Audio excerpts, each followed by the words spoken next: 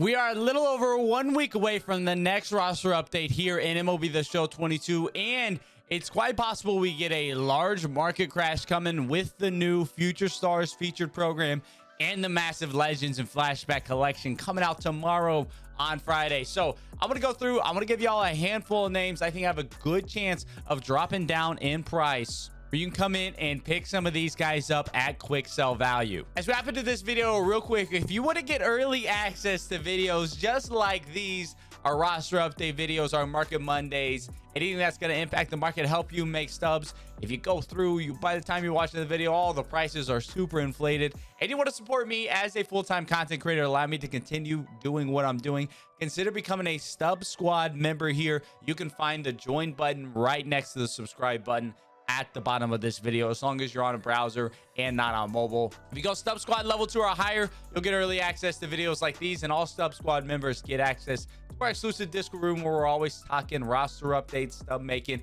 etc, etc. So consider becoming a member today and help out the channel. Let's go ahead though, let's hop into this one. First guy I want to talk about in today's update video, Francisco Lindor has found his hot streak offensively back again. He's been super all over the place this year, up and down, left and right. It seems like he just can't stay consistent. Well, since in this most recent update period over the last 2 weeks or so, he has found that offensive stroke back again. Obviously, we know a guy like Lindor can easily be a diamond, a +2. Not hard for him to obtain at all. Batting .387 in this update period so far, with a .355 isolated power as well, which is extremely impressive. That high of an isolated power. He's showing off the power. He's hitting for average. If Lindor gets some solid offensive upgrades in this roster update, diamond not out of the chances at all, sitting at just 1359 on the sell now count right now. Super cheap. He's above quick sell, but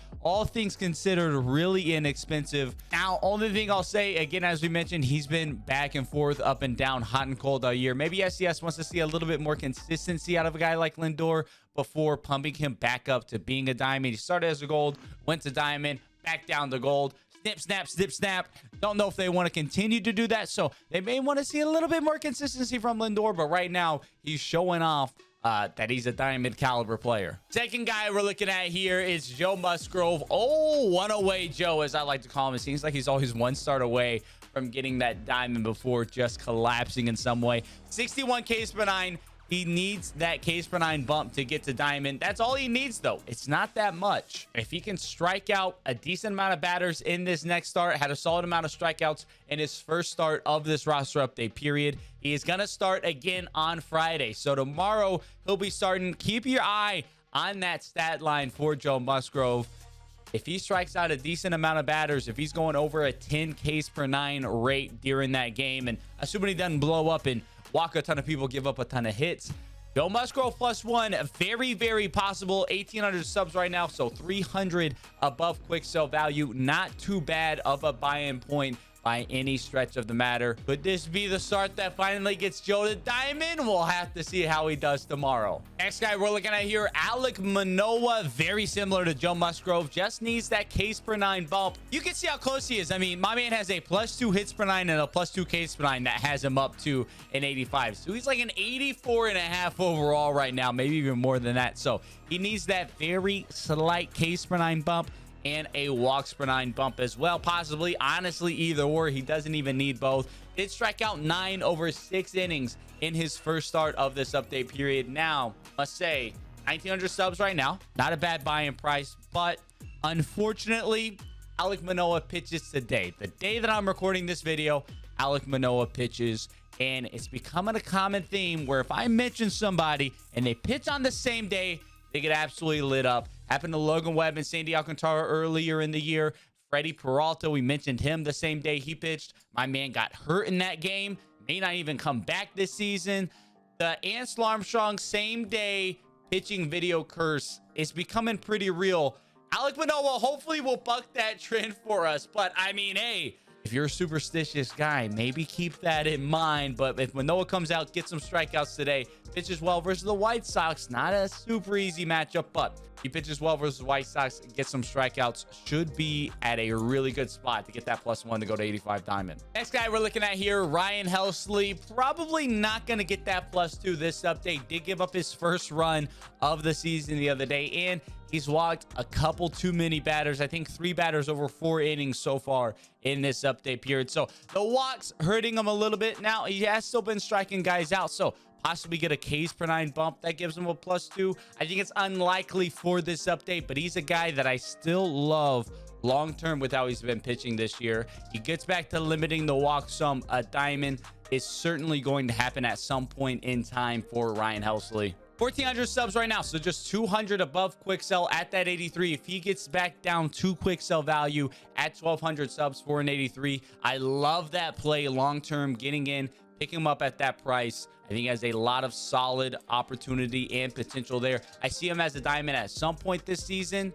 Probably not going to be this update, but he could still get a couple more outings in this update period and dominate over that time, sneak his way into an 85. But I think we're probably looking towards the next update window for Helsley, but still possible to get up to that 84. Next guy I'm looking at here, SKUBAL. He is a long-term diamond potential type of guy. SKUBAL right now, 68 hits per 9, 62 on the Ks per 9. So lots of room to grow there on his hits per 9 and Ks per 9 right now. So far in this update period, he's pitched 14 innings, only allowed 7 hits, 2 walks while striking out 11. So that hits per 9, Ks per 9 definitely could get a bit of a bump there. Priced out right now as an 82 overall, so not honestly all that bad. He's looking pretty much like a firm lock to get up to at least 82. So you're not buying him at quick sell, but you're essentially buying him at quick sell if he gets up to that 82. Long term, big time diamond potential. Not a +4 this update, but maybe a +2 this update, a +2 next update. All of a sudden, SKUBAL is looking like a diamond guy, and he's pitching like one right now in real life as well. On now to Sandy Alcantara. Unfortunately, he also pitches today. Hopefully, one of him or MANOAH can break the same day video mold of not sucking when I mentioned him in a video on the same day. Sandy Alcantara in his last start was absolutely filthy. He's been filthy his last few starts, but especially that last start, 14 strikeouts over 8 innings versus the Braves. One of the more impressive starts we've seen from a starting pitcher this year. Maybe the most impressive start outside of, somebody like Reed Detmer's no-hitter. Alcantara, maybe the most impressive start we've had so far this season. Looking more like second half Sandy Alcantara. That was, in my opinion, possibly the best pitcher in baseball in the second half of last season. Only 58 Ks per 9. The strikeout stuff is always there for Sandy. He just hadn't been striking out that many people this year. However, of course, 14 strikeouts in 8 innings is absolutely insane. If he can replicate anywhere close to that performance in his start today, that Ks per 9, he's going to get a bump to there. Really, he needs a massive bump to that long term because he does have big time strikeout stuff.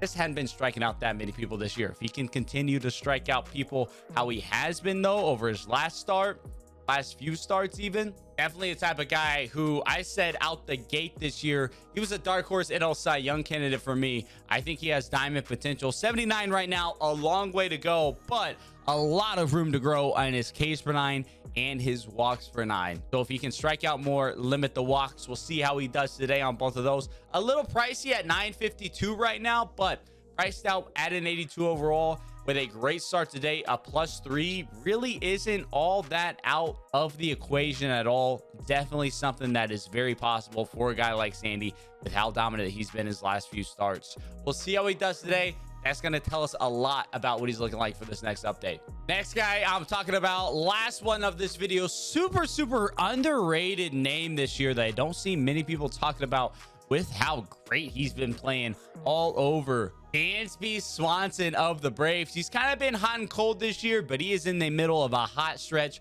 Really been playing super well outside of the first couple weeks of the season, really holding back his overall numbers. He was absolutely god-awful, but since then, he has been playing out of his mind. In this update period, batting .389. You can see 53 contact right, 64 contact left. Definitely some room to grow there. Only a 139 ISO, so power a little low. We'd like to see some more power there, but overall, crazy amount of room to grow on his offensive hitting attributes. And Dansby, he's been crushing the ball this past month or so, really as well in these last 2 weeks. Now, in addition to a short-term potential to get a nice offensive attribute upgrade, start creeping up to that gold tier, I think he can easily do that with how he's hitting right now. He has some long-term kind of dark horse diamond potential.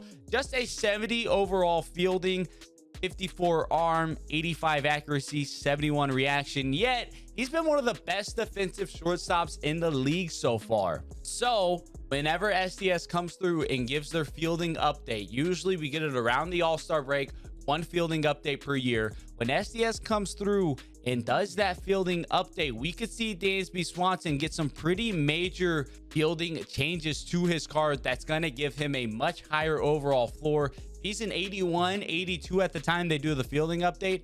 I could easily see him getting up into becoming a diamond tier if he can continue hitting how he's hitting and get that fielding upgrade. I like Dansby Swanson a lot. Again, long-term play, but he's kind of like my dark horse long-term diamond candidate whenever we get around to that All-Star break, if he can continue to hit how he's hitting this year. Super under the radar player, been playing incredible for a Braves team that's struggling to get it going this year.